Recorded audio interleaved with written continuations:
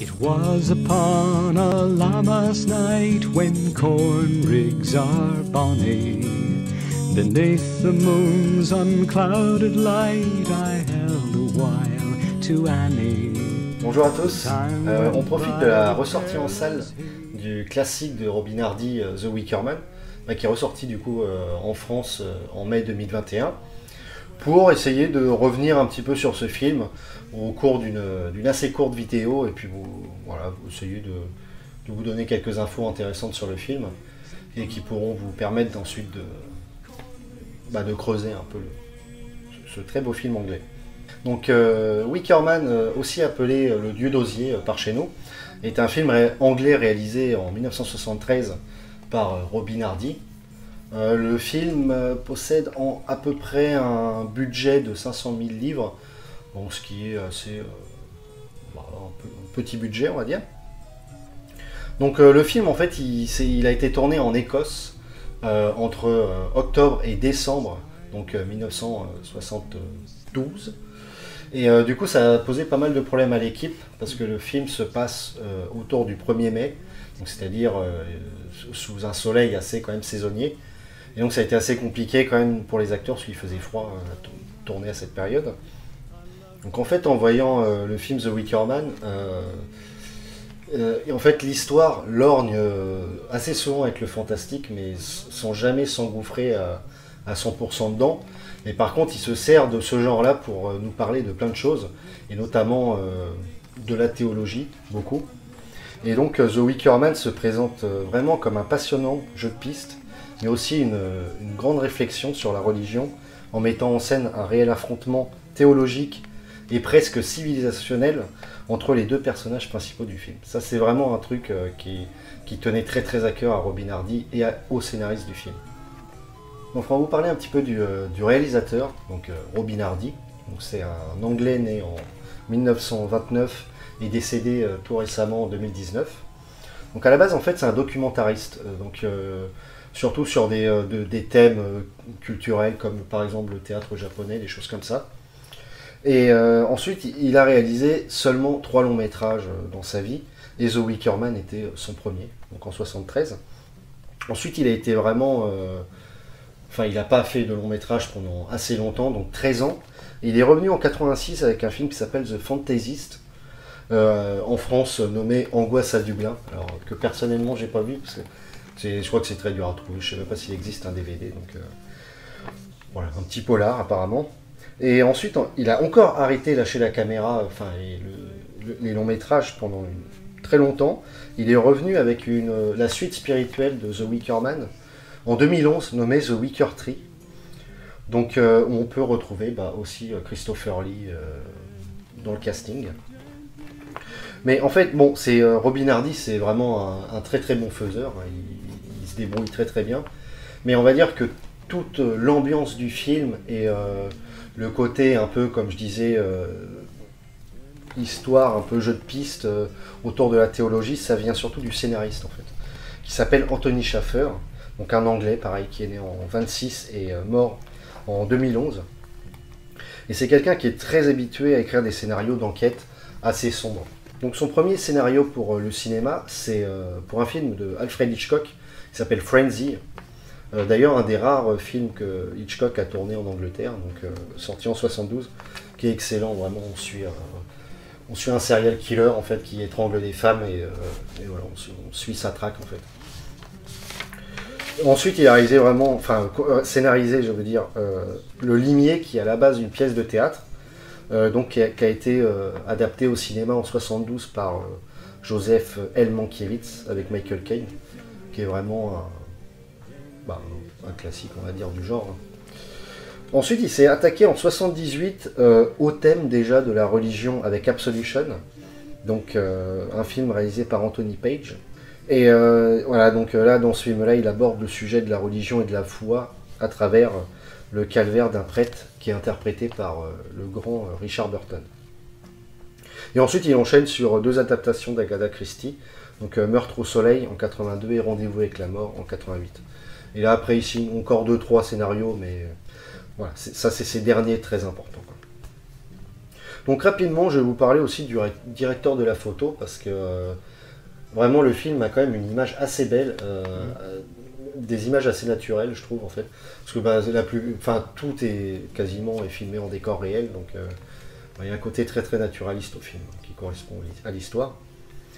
Donc, le directeur de la photo, il s'appelle Harry Waxman. Donc, c'est un Anglais qui est né en 1912 et décédé en 84. Donc, The Wicker Man en 73, c'était un de ses derniers films.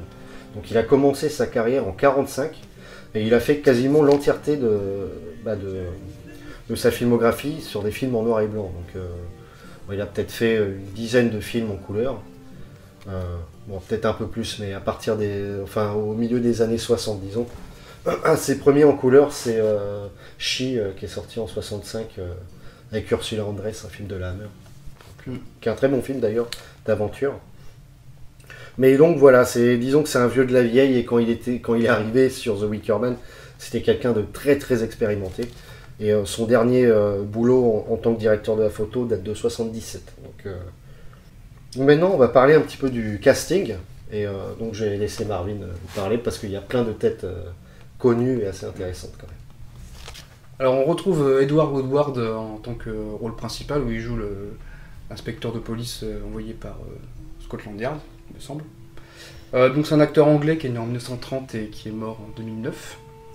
Donc on peut dire qu'il est surtout connu en Angleterre pour une série qui s'appelle Callan, une série des fin des années 60. Donc il n'a pas fait beaucoup de grands rôles au cinéma, mais on peut dire qu'il a commencé dans Beckett, de Peter Glenville en tant que petit rôle. Et The Wicker Man en 73, c'est son premier rôle principal. Il joue plutôt bien, je trouve. Ouais, complètement, il tient bien le rôle. C'est un bon acteur. Il force bien sur les R, quoi. Ouais, complètement. Ouais, puis il joue un personnage très très rigide, très très chrétien. Donc, ouais. C'est ça qui est intéressant dans le film. Ah bah c'est ça qui est cool. On peut le retrouver aussi dans Héros ou Salopard de Bruce Beresford. Voilà. Et plus récemment, on peut le retrouver dans Hot Fuzz, c'est son dernier rôle. Donc où il joue un des villageois un peu étrange, quoi. Voilà, c'est ça. Donc ensuite, dans le film, il y a une jeune femme blonde assez jolie, du nom de Willow, qui est interprétée par Britt Ekland. Alors, Britt Ekland, c'est une Suédoise née à Stockholm en 42. Alors, elle commence sa carrière assez jeune, en 61, du coup. Et alors, en fait, elle fut mariée au grand acteur Peter Sellers, de 64 à 68.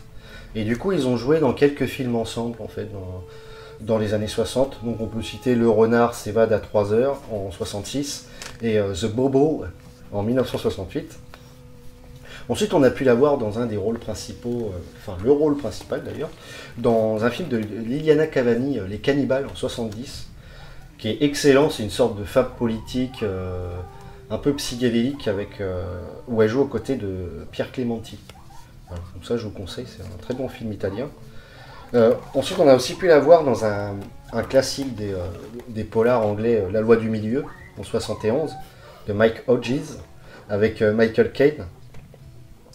Et ensuite, elle est arrivée un petit peu vers les cinémas un peu plus d'épouvante, fantastique, parce qu'on l'a vu dans un des segments de Asylum, un film de Roy Ward Baker, qui est sorti en 72, et qui est très sympa d'ailleurs. Un film qui se passe dans un hôpital psychiatrique, et il se passe des meurtres, et en fait on suit on nous raconte à travers des sketchs le passé des patients, en fait, pourquoi ils sont arrivés ici. Voilà, celui-là je vous le conseille beaucoup. Et donc The Wicker Man en 73, donc c'est un des films peut-être qui l'a vraiment fait connaître au départ, et un de ses rôles les plus cultes dans sa carrière. Et ce qui est marrant, c'est qu'à l'époque elle était mariée avec Rod Stewart, le célèbre chanteur, notamment du groupe The Faces, très bon groupe. Et à l'époque, en fait, il n'avait pas supporté qu'elle apparaisse nue dans une scène à moitié de danse, rêve, un peu bizarre, où elle essaye de séduire en fait le sergent très chrétien. Et en fait, il a décidé de racheter toutes les copies et de faire supprimer le film, en fait, sauf qu'il n'a pas réussi à toutes les enlever du marché. Et ironiquement, c'est que dans la plupart de cette scène où on la voit nue, En fait, c'est une doublure qui a été utilisée. Donc en 1974, elle retrouve Christopher Lee dans un autre film, donc c'est le fameux L'homme au pistolet d'or de Guy Hamilton, donc un James Bond que j'aime particulièrement. Donc là, elle joue la James Bond girl en fait dans le film, ça lui va très très bien justement ce côté un peu. Ouais, et puis c'est vraiment, disons, le summum de sa carrière en fait, parce que c'est un film qui s'est vendu énormément. Enfin. Ah oui.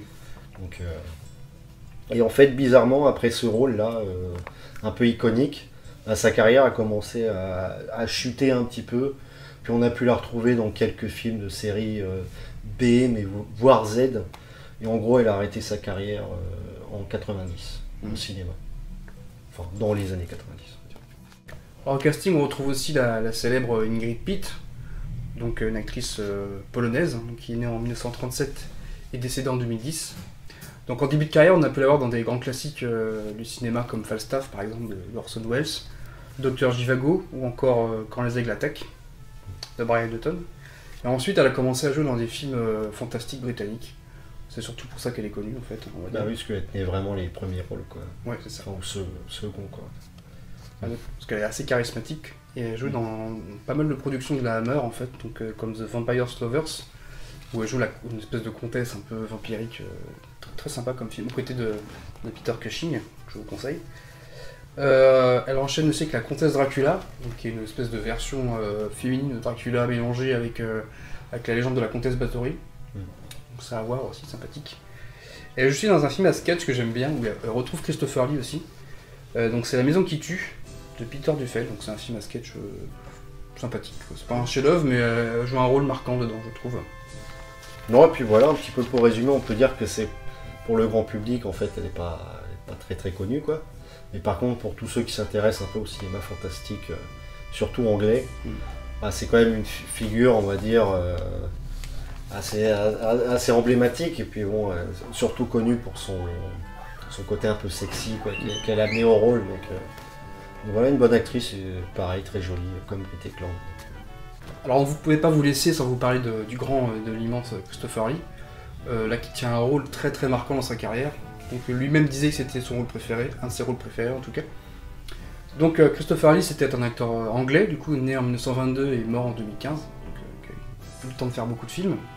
Donc on estime à peu près sa carrière entre 230 et 250 films, ce qui est énorme en fait, hein, c'est entre des tout petits rôles et des rôles principaux. Donc il est très connu pour avoir fait des rôles de méchants en fait au cinéma, donc des personnages assez iconiques comme Dracula ou Frankenstein, en fait, des créatures de Frankenstein, des monstres comme ça. Mais il est surtout connu du grand public pour avoir interprété donc le Comte Dooku dans la deuxième trilogie Star Wars, et puis Saruman dans Le Seigneur des Anneaux, et puis le Hobbit aussi. Ouais. D'ailleurs, le troisième volet du Hobbit, c'est son dernier film. Oui, donc, ouais, c'est vrai. Voilà. Donc on peut citer quelques rôles marquants, parce qu'évidemment on va pas citer tous ces films, ça prendra trop de temps, mais donc on peut parler de son premier vrai rôle marquant, donc c'est le Frankenstein s'est échappé de Terence Fisher, où il incarne la créature de Frankenstein. On peut dire aussi que c'est sa première collaboration quand même avec le studio Hammersfilm. Oui. Et Peter Cushing et Terence Fisher. Et Terence Fisher, avec qui ils vont rééditer plein de grands classiques du cinéma fantastique anglais, quoi. Donc on peut aussi dire que ces rôles-là, ces premiers rôles, ils ne parlent pas. Ouais, c'est vrai. Donc c'est assez marrant. Donc il enchaîne avec Le Cauchemar de Dracula, 58, avec Peter Cushing de Terence Fisher, donc où il incarne le comte Dracula avec une très très grande classe, très beau rôle. Donc il dit quelques mots aussi, hein, c'est pas très parlant non plus. Donc après le film va avoir un vrai succès, donc ils vont enchaîner parlant de, je crois que c'est 6 ou 7 suites, de moins en moins bonnes au fil du temps en fait. Hein, même lui ça l'embêtait de jouer dedans, c'était juste par amitié en fait. Il reprenait son rôle, parce que c'était pas très intéressant. Oui, jusqu'à jouer quand même aux côtés de Gérard Jugnot quand même. Oui. En tant que Dracula, quoi. Enfin, pas Gérard Jugnot en tant que Dracula. Non. Mais que ça pourrait être drôle, mais... Oui, c'est le film français qui parodie un peu, donc ça parodie un peu justement. Lui, ça le faisait rire de parodier ses propres films-là, quoi. C'est ça qui est intéressant, quoi. Donc toujours pour la Hammer, on le retrouve dans Les Chiens de Baskerville, donc, où il joue le Henry Baskerville, en fait. Donc de Terence Fisher aussi, et avec Peter Cushing encore. La Malédiction des Pharaons, où il joue la momie, donc du coup il parle pas non plus. C'est marrant.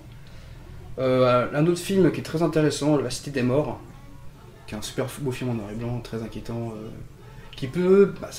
rappelé, pas Wickerman non plus, mais il y a un côté un peu comme ça aussi. Là, complètement. Avec des rites un peu cachés, voilà. Ouais. C'est très sympa comme film. Toujours pour la Hammer, donc Hurler de peur. Ouais, de Seth Holt. Ouais, un film sympa aussi. Ah ouais, un très bon jeu de piste, un peu entre thriller et film d'horreur. C'est vraiment sympa. Ouais, vraiment sympa comme film. Donc après, il s'envole pour l'Italie, donc il essaie de tenter une carrière en Italie, comme beaucoup de gens à l'époque. Donc lui, il ne fera pas non plus une grosse période, hein, donc il part vraiment début des années 60. Il va tourner, je crois, 2 ans là-bas, un truc comme ça, donc il tourne quelques films comme ça. On peut citer donc le génial Hercule contre les vampires de Mario Bava, où il joue un espèce de sorcier vraiment cool. C'est un rôle que j'aime beaucoup dans sa carrière. Un peu nécromancien, ouais, qui peut faire revenir les morts à la vie. Ça va vraiment bien avec sa tête, quoi. Alors toujours pour Bava, en 1964, il tourne Le corps et le fouet. Donc il incarne une espèce de conte fantôme sadien qui vient fouetter sa sœur la nuit. Donc ça peut paraître un peu étrange pour les deux, autant pour Bava que Christopher Lee, qui était quand même connu pour être assez prude comme personnage. Donc toujours en Italie, il tourne La crypte du vampire de Camillo Mastrocinque, où il fait un de ses rares rôles principaux en tant que gentil quand même. Donc faut le dire, qu'il y a un film vraiment sympathique qui était sorti chez Artus Film. Donc il tourne aussi dans Le château des morts vivants, donc là c'est un film un peu moins bien. Donc là après il stoppe sa carrière en Italie, il revient chez les Anglais, voilà. Donc il tourne aussi, on le voit dans Lolita de Stanley Kubrick, il a un petit rôle. Voilà. Et du coup chez les Anglais, donc il tourne pour Don Sharp le masque de Fu Manchu, donc qui n'est pas un film de la Hammer, on pourrait le croire mais non, où il incarne le docteur Fu Manchu, donc un chinois qui rêve de conquérir le monde, quoi. Film sympa, hein, vraiment, qui a été produit par Harry Alan Towers. Donc il engendrera 4 suites, de moins en moins bonnes. Le 4 et 5 sont réalisés par Jess Franco avec vraiment des tout petits budgets. Donc après, toujours pour Don Sharp, mais là pour la Hammer, il tourne Rasputin le moine fou, donc qui est un de ses meilleurs rôles aussi, je trouve. Où il incarne un Rasputin complètement alcoolique, obsédé sexuel. Enfin, qui est un peu à contre-emploi quand même. Donc, dans sa carrière, et puis il est vraiment assez effrayant. Puis il a la stature, quoi, vu qu'il fait plus d'1m90, Christopher Lee. Donc, un rôle très marquant, je vous conseille, c'est vraiment un très bon film. Un très bon film. Alors en 1968, il retrouve Terence Fisher pour Les Vierges de Satan, donc c'est vraiment un très bon film aussi, un de ses meilleurs. Où il joue un gentil encore. Donc ça c'est sympathique. Ouais, c'est un vraiment très bon film, hein, vraiment de. Ouais, aux côtés de Charles Gray qui fait le méchant. Voilà, aussi, qui est excellent dans le rôle. Ouais, donc le rite satanique et tout, c'est vraiment. Ouais, pareil. Vraiment sympathique. Donc en 69, il retrouve Jess Franco avec qui il avait tourné les 2 suites de Fu Manchu dans Le Trône de Feu, où il joue un inquisiteur vraiment assez glaçant. Donc, un film vraiment sympathique. Il a une perruque et tout, et puis il n'arrête pas de. Alors il condamne les gens à la chaîne, c'est assez. Et justement lui qui est assez historien sur les bords, il a beaucoup aimé incarner cet inquisiteur, quoi. Donc pour Jess Franco en 70, il tourne Les Inassouvis. Donc là il y a eu un petit scandale entre les deux hommes parce que c'est un film érotique où il incarne une espèce de notable qui s'intéresse au marquis de Sade en fait. Et il trouvait que le film avait des caractères pornographiques en fait, et il a voulu faire retirer son nom de l'affiche. Alors que le film, on l'a vu tous les deux, il n'y a rien de pornographique dedans, c'est un film érotique, quoi. Bah oui, et puis c'était la plus grande star du film, donc. Alors qu'il a un petit rôle en plus, c'est ça. Quoi. Donc c'était une production Harry Alan Towers aussi, donc ça a un peu pas mal fâché les gens, quoi. Donc on le retrouve aussi après en 71 un western anglais, donc voilà, c'est pas des westerns très reconnus entre guillemets, mais celui-ci est très bon. Donc voilà, il joue un Mexicain quand même. Alors ça, je trouve ça assez marrant parce qu'il a pas du tout une tête de Mexicain. Donc un Colt pour 3 salopards, ça. De Burke Kennedy, et Kraken Welsh. Borgen aussi, qui joue dedans. Moi aussi, ouais. Et qui est, d'ailleurs, je crois que c'est son seul rôle dans un western à Christopher Lee. Donc, oui, c'est vrai. dans toute sa carrière. Et oui, il joue un père de famille qui a plein de gamins. Un marchand d'armes aussi, je crois. Oui, aussi. Et le film, celui-là, je vous le conseille, il est vraiment cool. Ça aurait pu une revenge en même temps qu'un western. C'est vraiment sympathique. Donc du coup ensuite il tourne The Wickerman, donc il joue, enfin la légende en tout cas veut qu'il ait accepté le rôle et qu'il ait joué gratuitement. Voilà, c'est ça. Il avait adoré le scénario, il disait que c'était l'un des meilleurs scénarios qu'il avait lu. C'est ça, donc c'est assez intéressant. Donc 74, il incarne le tueur Scaramanga dans L'Homme au pistolet d'or. Donc pareil, qui est pas un de ses meilleurs rôles, mais qui est un rôle marquant quand même dans sa carrière, je trouve. Donc oui, il tue des gens avec son fameux pistolet d'or. Donc après, il a une carrière aussi, il est un petit peu en déclin dans les années 80. Il tourne dans Hurlement 2. Il a refait quelques jeux franco aussi, dans la production Rossiné, comme Dark Mission, La Chute des Aigles, tout ça. Et il faut attendre justement le début des années 90 où les réalisateurs comme Joe Dante ou Tim Burton le remettent un peu au goût du jour et lui rendent hommage un peu. Alors on peut citer Les Gremlins 2, où il fait une espèce de docteur un peu sadique qui veut disséquer les animaux, quoi. Qui a un rôle vraiment sympa aussi. Ouais, qui est très cool en plus comme film. Sleepy Hollow aussi, en 99 de Tim Burton, où il joue c'est un maire, je crois, qui envoie Tim Burton, enfin qui envoie Johnny Depp. Oui, c'est ça, ou un juge, ou un notaire, je sais plus exactement. C'est un bourgmestre, un truc comme ça.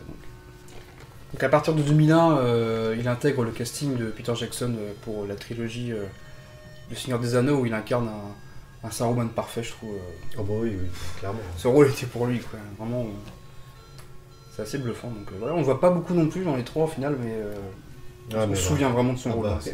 Et en parallèle, en fait, il tournait pour George Lucas le Comte Dooku, en fait, dans L'Attaque des clones et la Revanche des Sith, où pareil, dans le 2, il joue, c'est le méchant du film, hein, donc il est très classe avec sa cape et tout. Vraiment, deux rôles, vraiment, c'est les rôles qui lui ont fait gagner le plus d'argent, en fait, en temps toute très sa court. carrière, je suis sûr. Tu vois. C'est ça, oui. Ouais. Alors qu'il est bon, Puis c'est devenu hyper culte, même les plus jeunes connaissent ces rôles-là. Ah bah oui. Mais même moi, ça m'a permis de m'intéresser plus tard à Dracula. Oui, je pense que ça a été une bonne porte d'entrée pour les gens de notre génération, peut-être vers la carrière de ce mec-là et du cinéma anglais, quoi. Ah oui, c'est sûr. En 2005, donc on peut aussi dire qu'il retrouve Tim Burton dans un petit rôle dans Charlie à la chocolaterie. Donc un rôle qui n'existe pas dans le livre d'ailleurs, où il joue le père de Willy Wonka en fait. Un rôle assez touchant, il fait un dentiste qui interdit à son fils de manger des sucreries. C'est assez touchant et assez marrant. On retrouve après dans Hugo Cabret en 2011 aussi. Voilà, au côté Scorsese quand même, donc pareil, un second rôle, mais bon. Donc il a fait pas mal de rôles dans les années 2010, il n'arrête pas vraiment. Et donc de 2012 à 2014, il joue dans les trois Hobbits en fait. Donc il a pareil, là on voyait dans les making-of qu'il était fatigué, donc il y a pas mal de synthèse des fois, parce que bon, c'est vraiment ses derniers rôles quoi. Mais il joue pas trop mal dedans aussi, mais non, ça va. Son rôle de Saruman quoi. Oui, voilà. Sauf que c'est censé se passer avant quoi. Oui. Mais bon, c'est vrai qu'il paraît plus vieux, hein, ça c'est sûr. Mais bon. Donc voilà, Christopher Lee, c'est une carrière immense. Hein, donc si vous voulez, si vous êtes intéressé à Christopher Lee, découvrir d'autres choses, je vous conseille ce livre de Laurent Attine qui retrace donc du coup toute sa carrière à travers des fiches et des très bonnes analyses en fait. Donc je sais pas si c'est un moment que je l'ai, donc je sais pas si je l'ai trouvé, mais très intéressant, vraiment. Je vous conseille ce livre. Puis aussi, il y a si vous voulez un peu creuser le personnage Christopher Lee, il y a un documentaire qui est gratuit sur YouTube qui s'appelle Le Prince des Ténèbres. Donc, un documentaire très bien fait. Donc, la singularité de Wicker Man, c'est aussi qu'il y a beaucoup de passages chantés en fait. Un peu à la manière d'une comédie musicale, il y a carrément des gens qui font des sortes de chorégraphies et des musiques entières. Voilà, donc, et du coup, la bande-son est assez folk et assez vraiment très sympa, avec aussi pas mal d'orchestre. Marquante aussi. Hein. Ouais, vraiment marquante. Exceptionnelle. D'ailleurs, Christopher Lee disait que c'était une des meilleures BO qu'il avait écoutées de sa vie, c'est une de ses préférées. Donc, et donc, le musicien qui est à la base de cette musique, il s'appelle Paul Giovanni. Et bon, pour la petite anecdote, il avait un groupe avant de faire ça, qui s'appelle Sideshow, et ils ont réalisé un album en 70. Donc c'est un groupe de rock un peu psychédélique, qui est très sympa d'ailleurs l'album, je vous conseille. Et sinon, vite fait, on va vous présenter, parce que la bande son a été éditée donc en CD, et en vinyle aussi à la sortie du film. Mais par la suite, il y a eu quand même quelques rééditions, parce que le pressage original est très très dur à trouver. Donc il y a celle-ci, qui date de 2010, qui est d'assez bonne qualité, hein. Franchement le pressage est sympa, voilà, c'est un petit dépliant comme ça avec des choses racontées sur le film, en anglais, hein, parce que c'est un pressage anglais. Et aussi il existe une autre édition où là le vinyle est blanc, Et c'est un design un petit peu psychédélique sur la pochette qui met en scène Willow, le personnage joué par Britt Ekland. Donc là, on va vous parler de la distribution du film. Donc c'est un film qui a été mal distribué en Angleterre à l'époque. Pourtant, il a bien été accueilli par le public et la critique. Et il a mis quand même un petit peu de temps à devenir l'œuvre culte que l'on connaît aujourd'hui. Donc aujourd'hui, il est vraiment reconnu comme une œuvre majeure dans le cinéma fantastique et un des meilleurs films britanniques en fait tout court. Et à l'époque de sa sortie, en fait, le film fut amputé d'une dizaine de minutes pour être placé en fait dans des soirées en double programme, qui rendaient vraiment pas honneur au film en fait, qui est loin d'être un film de série B ou Z qui sont souvent projetés dans ce genre de soirée voilà, à double programme. On pouvait dire aussi qu'à l'époque, double programme, c'était 2 films d'1h30 maximum. Vu que le film dure 1h40, ils disaient 10 minutes de trop. Il coupait directement sur la pellicule. Ça, c'était un peu un travail de boucher, on va dire. Ouais. Mais cependant, en 79, après la recherche acharnée donc de l'acteur Christopher Lee, du scénariste Schaffer et du réalisateur Hardy, ils ont réussi à trouver une copie originale qui dure à la base 99 minutes. Ils l'ont retrouvée chez la collection personnelle du grand cinéaste et producteur américain Roger Corman, qui avait à l'époque en fait pris cette copie en pensant distribuer le film aux États-Unis, mais ça n'a jamais été fait. Et donc grâce à ça, la copie a pu être remasterisée, retravaillée. Et donc c'est pour ça qu'aujourd'hui on peut voir le film dans son entièreté et dans une bonne qualité. Alors en France, nous avons la chance d'avoir quelques éditions DVD et Blu-ray maintenant. Donc il y en a quelques-unes, donc c'est la même, mais c'était cette version sortie chez Studio Canal en 2008. Donc malheureusement c'est la version du 1h24 celle-là. Mais bon, quand même très bien je trouve. Donc il y a un documentaire aussi dessus, où il parle justement du fait qu'il recherchait le film, etc. Donc des interviews de Christopher Lee, de Robin Hardy aussi, pour l'époque c'est pas mal déjà au niveau bonus. Donc il y a la même aussi que vous pouvez trouver à l'époque c'était la collection Angoisse qu'on trouvait chez les marchands de journaux en fait. Donc c'est la même édition avec une affiche moins belle. Donc voilà. Donc du côté des Anglais aussi il y a cette édition qui est pas mal parce que il y a quand même pas mal de bonus et il y a les deux versions en fait. Il y a la version d'1h40 déjà à l'époque, donc elle est de 2002 l'édition. Donc voilà. Mais bon, faut parler anglais. Ouais. Et quand même, sinon on peut dire que là récemment chez Make My Day, il y a une nouvelle édition qui a été éditée donc en combo DVD Blu-ray, si je ne me trompe pas, avec un nouveau design. Et je crois qu'il y a la version complète dessus. Je pense qu'elle y est. Je pense qu'elle y est. Et puis pour finir, on va vous parler d'un petit peu on va dire les descendants ou les influences qu'a eu Wickerman sur d'autres œuvres. Donc il faut savoir qu'en 2006, il y a eu un remake du film par Neil LaBute avec le grand Nicolas Cage. Qui n'est pas très grand dans celui-là. Non, mais c'est un peu priceless quand même sa performance, avec des scènes un peu cultes. Le film est vraiment mauvais en fait. Parce qu'il a décidé de changer tout le côté théologique du film pour faire un film anti-féministe en fait. En fait, c'est une secte de femmes qui veut... Oui, ça fait Amazon un peu en fait. Oui, c'est ça, qui veut tuer des hommes en fait, les torturer et puis c'est ça, les sacrifier en fait. Ouais. Et d'ailleurs, ce film-là, on ne comprend pas trop pourquoi, mais il a aussi été censuré en fait. De quelques scènes un peu... gore quoi. Violentes on va dire, mais bon, c'est vraiment ridicule d'avoir censuré ça. Voilà, on vous conseille pas ce film. Voilà. Mais sinon, plus récemment, en 2019, un jeune réalisateur du coup a réalisé son deuxième film qui s'appelle Midsommar, qui est pas mal inspiré en fait de The Wickerman. Il le cache pas non plus, mais c'est un film très coloré qui, pareil, parle d'une fête nordique en fait. Une fête suédoise, je crois. Voilà, c'est ça, suédoise. Donc pareil, où ils utilisent beaucoup de fleurs, beaucoup de danses traditionnelles. Et puis il y a une histoire aussi de sacrifice. Donc très bon film qu'on vous conseille. Et puis pour les amateurs de musique, évidemment, le groupe culte Iron Maiden avait fait un morceau, leur grand retour avec Bruce Dickinson. Donc le morceau d'ouverture s'appelle The Wicker Man. Et ils avaient fait un single justement où la pochette du vinyle en tout cas c'était Eddie en espèce de dieu d'osier comme ça. Donc c'est assez marrant, quoi.